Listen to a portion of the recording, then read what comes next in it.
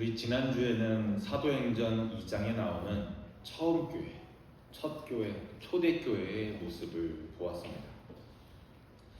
제자들의 마음 안속에 성령님께서 오셔서 다른 사람을 사랑하는 마음을 주시고 어려운 이들을 돕는 마음을 주셔서 그리고 예수님처럼 살아가고자 하는 마음을 주셔서 제자들이 많아지고 교회라는 모임이 생기기 시작했고 그 교회가 교회 밖의 사람들로부터 칭찬을 받고 교회 안에서도 교회를 통해서도 구원받는 이들이 많아졌다는 이야기가 사도행전 2장에 나타났음을 보았습니다. 참 좋았습니다. 예수님처럼 살고 싶은 사람이 1명, 2명 모이다가 10명에서 20명 모이다가 100명, 200명 이렇게 부흥하는 것이 얼마나 큰 축복이고 또 감사의 내용입니까? 그런데 사람이 하나둘 모이고 100명, 200명 모이고 그 모임이 어엿한 단체가 되면 꼭 발생하는 문제가 하나 있습니다. 그것은 갈등의 문제입니다. 단체를 구성하는 구성원들의 숫자가 많아지고 다양한 배경, 다양한 생각을 가진 사람들이 한자리에 모이게 되면 나의 생각과 너의 생각이 다르고 나의 생각과 저 사람의 생각이 다르게 되면 생기는 문제, 바로 갈등의 문제입니다. 참 아이러니하지 않을 수가 없습니다. 초대교회 교인들이 왜 예배를, 왜 교회 안에 모였습니까? 예수님이 그러셨던 것처럼 사랑하기 위해 모였는데, 예수님이 그러셨던 것처럼 내가 손해를 보면서 나의 것을 나눠주기 위해 모였는데, 그 모임이 커지다 보니 사랑의 자리에는 미움이 들어서고 나눔의 자리에는 이기주의와 욕심이 들어서기 시작했습니다. 사실 어느 공동체나 꼭 교회가 아니더라도 어느 공동체나 사람들이 많이 모이게 되면 구성원들이 증가하게 되면 생각이 달라지고 갈등이 생기게 됩니다. 사실 갈등은 피하고 싶다고 피할 수 있는 것이 아닙니다. 그러면 갈등이 아니죠. 갈등은 언제나 우리 옆에 있습니다. 학교에서도 또 직장에서도 심지어 가정에서도 생각이 다르기 때문에 상황이 다르기 때문에 감정의 온도가 다르기 때문에 늘 갈등은 등장합니다. 사실 이 갈등이라는 것 자체가 악한 것은 아닙니다. 갈등이 백해무익한 것이라고 생각하시면 오산입니다. 갈등은 유익하기도 합니다. 갈등은 서로의 다름을 발견하게끔 만들고 대화하게 만들고 이전과 다른 모습으로 발전하게 하는 원동력이 되기도 합니다. 가령 예를 들면 갈등이 일어날 일 없이 모든 사회의 구성원들이 똑같은 한 가지 생각과 한 가지 이념만 가지고 사는 사회는 건강한 사회가 아닐 것입니다. 우리가 지향해야 할 건강한 모습은 언제나 빈번하게 일어나는 이 갈등과 마찰을 어떻게 지혜롭게 해결하고 어떻게 부드러운 모습으로 화해시키느냐에 있다고 봐도 무방할 것입니다.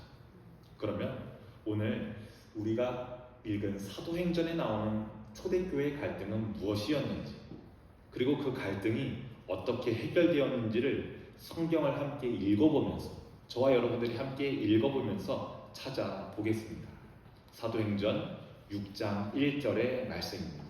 우리가 한 목소리로 읽겠습니다. 그때에 제자가 더 많아졌는데 헬라파 유대인들이 자기의 과부들이 매일의 구제에 빠짐으로 히브리파 사람을 원망하니, 제자들이 더 많아졌습니다. 제자들이 많아지면서 문화적으로 또 언어적으로 다른 두 집단이 나오는데요. 여기서 헬라파 유대인들과 히브리파 유대인들이 나옵니다. 헬라파 유대인들은 헬라어, 즉 그리스어죠. 그리스어를 모국어로 사용하는 디아스포라 출신의 사람들입니다. 당시 유럽 지중해와 아프리카의 북부 지역은 헬레니즘 문화가 확산되면서 다양한 민족과 문화권이 이 헬라어를 통해서 소통할 수가 있었습니다.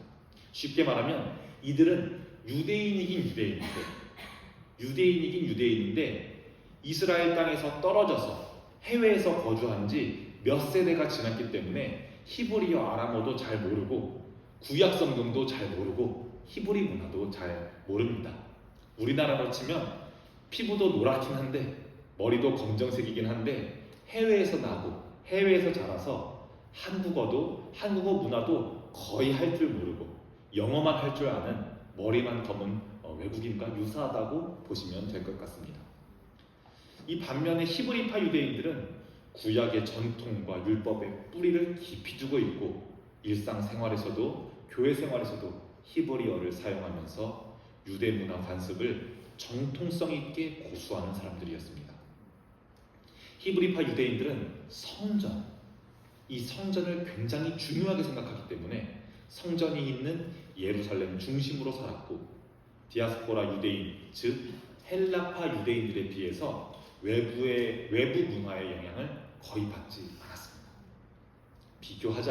이 두 집단을 비교하자면 헬라파 유대인들은 국제적으로 혼혈인 경우가 많고 생활 양식도 다양한 문화가 혼합되어 있었던 것 반면 히브리파 유대인들은 이스라엘 땅을 고수했고 유대 전통에 대해 단일 문화 정체성, 우리나라도 단일 문화 정체성이 강한 나라 중 하나죠. 유대 전통에 대한 단일 문화 정체성을 강하게 가지고 있던 사람들이 바로 이 히브리파 유대인들입니다. 아무래도 우리도 지금 여기 있는 우리도 나와 같은 지역에 사는 사람, 나와 같은 학교를 나온 사람, 나와 같은 정치 성향을 가진 사람, 이들을 옹호하지 타자들을 배척하는 것처럼 당시 사회에서도 나와 다름에 대한 배척, 타자에 대한 배척에 대한 갈등이 당시에도 존재했던 것 같습니다. 그런데 그것이 교회 안에도 들어온 것 같습니다. 아무래도 초대 예루살렘 교회에는 원래 예루살렘에 살던 이스라엘 땅에 살던 히브리파 사람들의 숫자가 훨씬 더 많았고 히브리파 사람들의 입김이 훨씬 더 강했습니다. 우리가 지난주 사도행전에서 봤듯이 예수님을 믿는 사람들이 많아지게 된 계기가 뭐였나요? 이때 당시만 해도 당시로서는 상상할 수 없는 자기 물건을 팔아서 남한테 나눠주고 자기가 손해를 보면서 다른 사람을 사랑하는, 그러면서 음식을 나눠주고 이랬었잖아요. 그리고 그 모습을 보면서 나도 저 사람들처럼 살아야겠다 하면서 교회에 오는 사람들이 많아졌다고 이야기했었습니다. 그런데 이 음식을 나눠주는 과정에서 뭔가 불평할 만한, 뭔가 마찰이 생길 만한, 갈등이 생길 만한 일들이 벌어졌습니다. 분배하는 과정에서 누구는 많이 주고 누구는 조금 주고 하는 일이 생겨버린 거예요. 당연히 예수님의 제자들과 예수님의 살아생전 생을 함께했던 그 제자들과 그 제자들의 제자들 또한 모두 히브리파 유대인들이었는데 이 히브리파 유대인들에 대한 불만이 생겼습니다. 그것은 무엇이냐면 헬라파 유대인들 중에 과부들, 즉 남편을 잃은 여성들이 음식과 생활품 등을 구제받는 일에 누락된 것입니다. 당시에, 그러니까 지금으로부터 약 2000년 전 고대 사회에서 돈을 벌 수 있고 생계를 책임질 수 있는 사람은 전적으로 남성이었고 이런 일들은 남성의 몫이었습니다. 현대처럼 남성과 여성과 남성 모두가 직장 생활을 하고 돈을 벌 수 있는 그런 사회가 당시는 아니었습니다. 그래서 당시 남편을 잃고 혼자 사는 사람, 즉 과부는 대부분 생계가 많이 어렵고 많이 곤란했습니다. 그래서 굉장한 사회적 약자였습니다. 그렇기 때문에 교회에서 물건을 나눠주고 음식을 챙겨주는 대상 중 대표적인 대상들은 이 남편을 잃은 여인들, 과부들이었습니다. 그런데 교회에서 히브리파 유대인들 과부는 도움을 잘 받아서 먹고 사는 것으로 걱정하지 않게끔 교회가 잘 도와줬는데, 자꾸 이 헬라파 이방 지역 출신의 유대인들이 음식을 받는 일에 누락되거나 지원을 턱없이 적게 받거나 아예 못 받거나 하는 이런 일들이 계속해서 생기는 겁니다. 그러니 이 헬라파 유대인 남성들의 불만이 안 생길 수가 없었습니다. 아니, 지금 뭐 하는 겁니까? 혹시 지금 교회의 지도자들, 제자분들께서 모두 히브리파라고 해서 히브리파 과부들에게는 걱정할 일 없도록 잘 챙겨주지만, 이 연고가 이 땅에 없는, 연고가 이 땅에 깊지 못한 해외에서 옮겨온 헬라파 사람들은 안 그래도 연고도 이곳에 없는데 이런 굳이 하는 일에 차별까지 하시면 어떡합니까? 이렇게 원망의 이야기가 나오면서 쌓였던 갈등이 수면 위로 드러나게 됩니다. 이렇게 불만이 커지자 이 갈등의 소식은 12 사도들의 귀에도 들어가게 됩니다. 이 갈등을 알게 된 12 사도들은 다른 제자들을 불러놓고 긴급 회의를 열어서 지금 일어난 갈등과 그 갈등의 원인이 되는 문제를 이야기합니다. 여러분, 아무래도 지금 우리 교회에 생긴 갈등으로 인해 우리가 우리 교회에 있던 문제를 한 가지 알게 되었습니다. 그 문제는 무엇이냐면, 이 사역을 감당하는 모든 사람들이 알고 보니까 히브리파 유대인들만 있었다는 점입니다. 성경 공부를 인도하는 것도, 내가 만났던 예수님의 이야기를 전하는 것도, 들어오는 물품을 정리하는 것도, 구제물품을 전달하는 것도, 음식을 만드는 것도, 음식을 나누는 것도 모두 히브리파 제자들이 하고 있었습니다. 저희 12 사도들도 그렇고 여러분 제자분들도 대부분 히브리파 유대인들이기 때문에 우리도 모르게, 나도 모르게 고향 사람에게, 이방인보다는 우리 민족에게 더 챙겨주려고 하는 일종의 이기적인 마음이 우리들 마음 안에 생긴 것 같습니다. 이들은 깨닫게 됩니다. 히브리 제자들에 의해서만 이 교회가 하나님께서 이루고자 하는 아름다운 사역을 감당할 수 없음을 깨닫게 됩니다. 그래서 사도들은 성경을 공부하고 예수님을 전하는 일에, 예수님의 이야기를 전하는 일에 소홀하지 않도록 이 사역을, 말씀 사역과 기도를 집중적으로 감당하고, 사도가 아닌 사람들 중에서 음식을 나누고 어려운 이웃들에게 물건을 나눠주고 교회 회계장부를 작성하고 이런 교회의 중요한 역할을 감당할 사람들을 세우는데, 중요한 것은 사도들이 이 사람을 선정하거나 사도들이 같이 일하기 좋은 사람을 뽑는 것이 아니라 제자 공동체 내에서, 제자들 사이에서 그들이 뽑을 수 있도록 사도들은 잠시 물러나 있습니다. 히브리 제자들 중에서 봉사의 역할을 감당하는 사람들을 선정하는 것이 아니라, 여기서 중요한 것은 히브리파가 아닌 사람들에게, 히브리 문화, 유대 문화 정통성이 없는 사람들에게 사역의 권한을 나눠줄 수 있도록 자기들의 힘을 빼고 그들을 기다려주고 그들을 허용해 주었다는 점입니다. 제가 이렇게 말씀드린 본문이 사도행전 6장 2절부터 4절까지의 이야기입니다. 이 이야기들을 우리 어린이들과 청소년 성도들도 쉽게 이해하기 위해 표준 세번역으로 저희가 화면에 준비해 봤는데요. 화면을 보시면서 사도행전 6장 2절부터 4절까지의 말씀을 함께 읽어보겠습니다. 그래서 12 사도가 제자들을 모두 불러놓고 말하였다. 우리가 하나님의 말씀을 전하는 일은 제쳐놓고서 음식 베푸는 일에 힘쓰는 것은 좋지 못합니다. 그러니 형제 자매 여러분, 신망이 있고 성령과 지혜가 충만한 사람 7을 여러분 가운데서 뽑으십시오. 그러면 그들에게 이 일을 맡기고 우리는 기도하는 일과 말씀을 섬기는 일에 헌신하겠습니다. 아멘. 이렇게 해서 첫 교회의 첫 갈등을 해결하기 위해 히브리파 유대인들이 아닌 다양한 배경과 다양한 문화적 배경을 가지고 있는 7명의 집사님이 세워지게 됩니다. 이제 뒤이어서는 7명의 이름이 나오고 사도들이 이 7명의 집사님을 위해서 기도해주고 그들을 축복하며 안수하게 되는데요. 5절과 6절의 내용도 우리가 화면을 보시면서 표준 세번역으로 같이 읽어보겠습니다.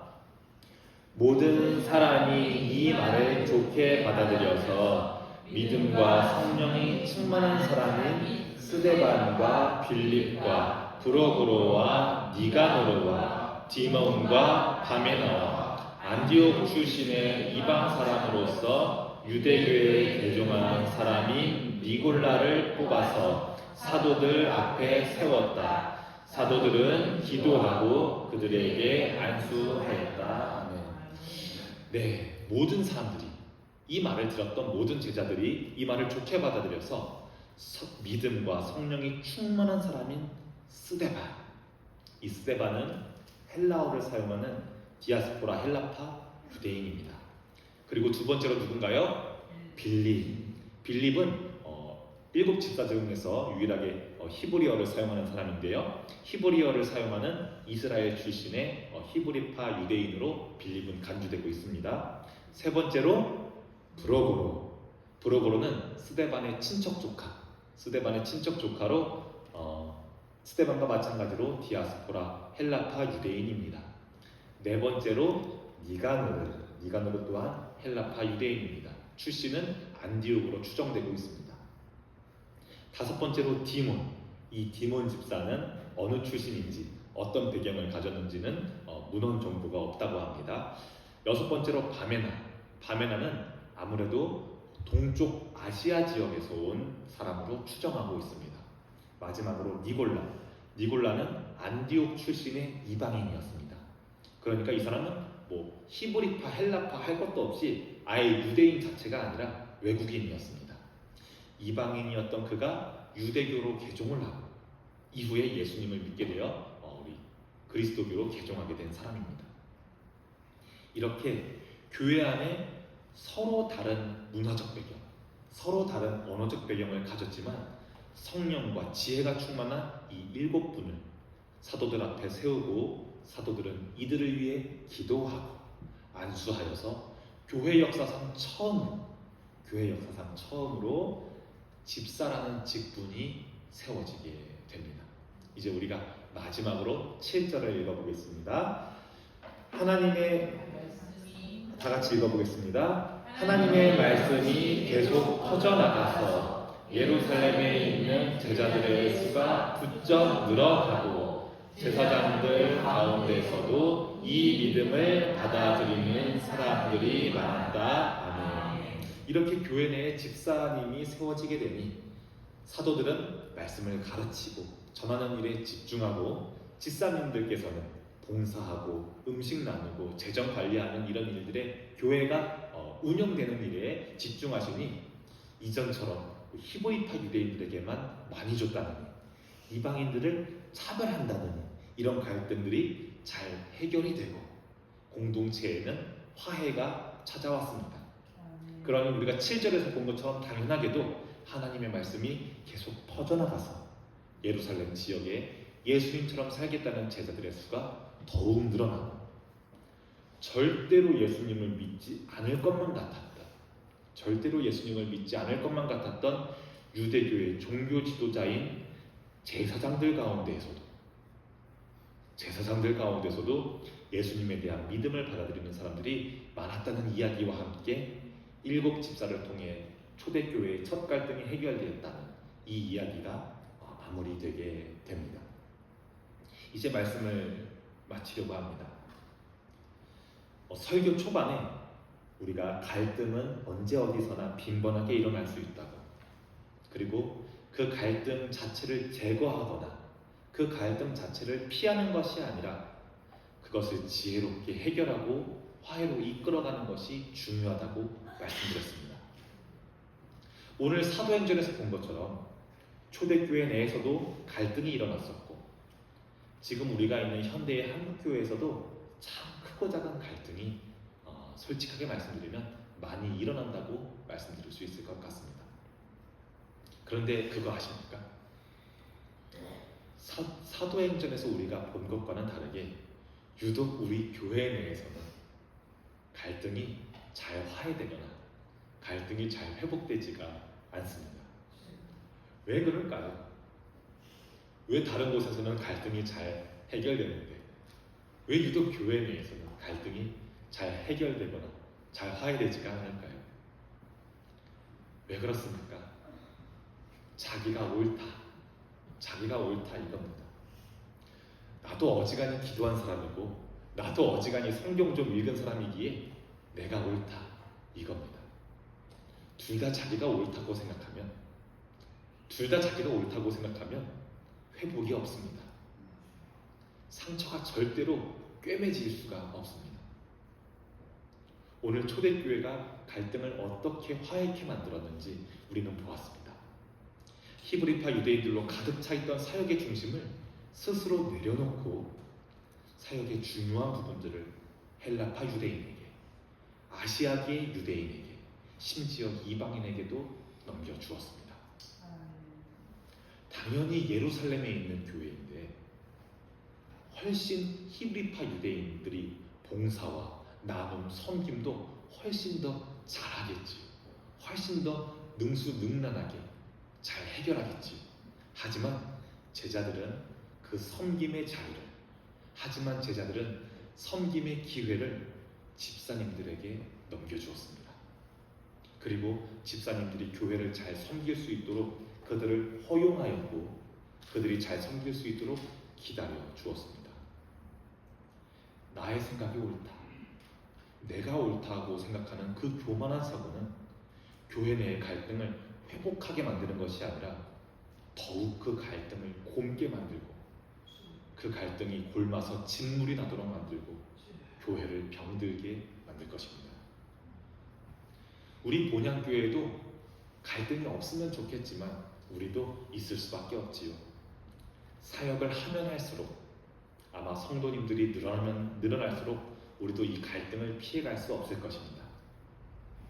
기존에 없었던 갈등들도 아마 멀지 않은 미래에 마주치게 될 것입니다. 더욱 혐오가 만연해지는 이 대한민국 사회 안에서 우리 교회 안에서도 남성과 여성의 갈등, 보수적인 사람과 진보적인 사람의 갈등, 기성세대와 MZ세대 간의 갈등, 잘 배운 사람과 못 배운 사람의 갈등, 이러한 수많은 갈등으로부터 우리는 자유하다고 함부로 단언할 수 없습니다. 이럴 때 우리 교회가, 이럴 때 우리 성도들이 해야 할 것은 하나님, 우리 본향교회에 갈등이 단 하나도 일어나지 않게 갈등 다 치워주세요. 앞길에 있는 장애물들 다 없애주세요. 이렇게 기도할 것이 아니라, 갈등들 만나지 않게 해주세요. 기도할 것이 아니라 오늘 사도행전의 이야기를 통해 하나님께서 저에게 보여주시고 하나님께서 여러분들에게 보여주셨던 것처럼 상대방을 허용하십시오. 내가 보기에 답답해 보이더라도, 내가 보기엔 아닌 것 같아 보여도 천천히 기다려 주십시오. 사도들과 집사들이 그랬던 것처럼 상대방을 위해 축복하고 기도하십시오. 허용하고 기다려주고 기도하심으로 내가 역사하는 게 아니라 나를 뛰어넘는 하나님께서 역사하실 수 있는 그 틈을, 남겨놓으십시오. 나로 꽉 채우지 마십시오. 하나님께서 역사하실 틈을 남겨놓으시는 여러분들이 되기를 주님의 이름으로 축복합니다. 기도하겠습니다. 하나님 아버지, 우리가 성령님을 마음에 모시고 세상의 모든 사람들을 사랑하며 칭찬받는 교회가 되기를 소망합니다. 혹시라도 나의 욕심 때문에, 나의 욕심과 고집 때문에, 나의 섭섭한 마음 때문에, 나의 꽉 찬 마음 때문에 교회 안에서 갈등이 발생하고 교회의 본질이 흐려질 때 우리가 그 위기를 극복했던 사도들처럼, 그 위기를 극복했던 7 집사님처럼 되기를 원합니다. 우리가 허용하고 기다려주고 기도하심으로 하나님의 역사하심과 함께하는 본향교회가 되기를 간절히 원합니다. 예수님의 이름으로 기도합니다. 아멘. 다 함께 찬송가